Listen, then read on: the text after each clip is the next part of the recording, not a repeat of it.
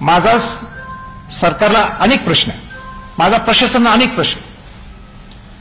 तुम्ही काल निर्णय घेतला, काल काय निर्णय घेतला? आजपासून तुम्ही अतिक्रमण सर्व काढलं जाईल. घेतला ना निर्णय तुम्ही? शिवभक्तांच्या आक्रोशामुळे असेल तुम्ही निर्णय घेतला. मग निर्णय तुम्ही घेऊ शकता की अतिक्रमण आम्ही काढू शकतो, मग अतिक्रमण तुम्ही या 1.5 वर्षात का काढलं नाही, हा माझा प्रश्न आहे.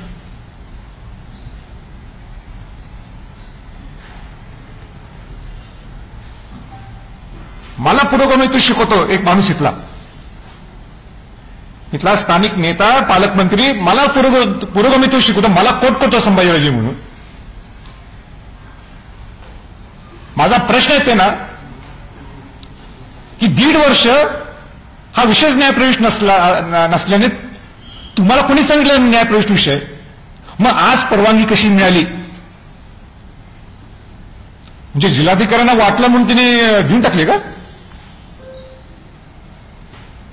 बेजबाबदारपणाने पालकमंत्र्यांनी बोलून चाललं आणि मला कोट करून, आणि तुम्ही पुरोगामित्व म्हणता.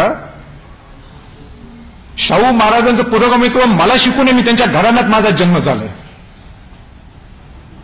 भीमा कोरेगावचं ज्यावेळी संकट निर्माण झालं तर मी बोलणार आहे पार्लमेंटमध्ये, मी पार्लमेंटमध्ये संसदमध्ये बोललो, शरद पवार साहेबांनी मी बोलले. हे कुठे बोलले का त्यावेळी? शाहू महाराजांची जयंती दिल्लीत पहिल्यांदा संसद भवनमध्ये जर कुणी सुरुवात केली असेल तर हा संभाजी छत्रपती आहे. आजपर्यंत एकदाही शाहू महाराजांची जयंती ही संसद भवनमध्ये पार्लमेंटमध्ये झाली नव्हती. ते मी सुरुवात केलेली. मला हे पुरोगामित्व शिकवतात. मला एक प्रश्न विचारायचा आहे. एक यासिन भटकळ हा अतिरेकी होता, अतिरेकी आहे. इंडियन मुजाहिदीन संघटनेचा तो सदस्य आहे.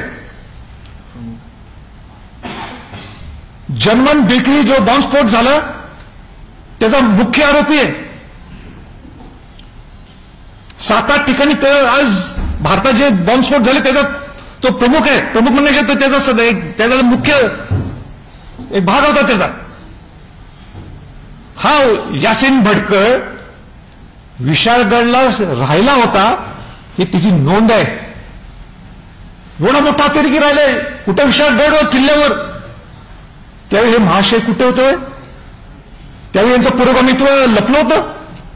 आणि मला शिकवतात पुरोगामित्व काय. शाहू महाराजांच्या घराण्यात, शिवाजी महाराजांच्या घरात माझा जन्म झालाय आणि म्हणून मला काय पुरोगामित्व आहे मला पूर्णपणे माहित आहे. गडकोट किल्ल्यांचं मी प्रामाणिकपणाने काम करत आलो आजपर्यंत. रायगड किल्ल्याचं आहे. तुम्ही किती गडकोट किल्ल्याला पैसे दिले? तो 5 कोटी रुपये मी विशाळगडला दिले.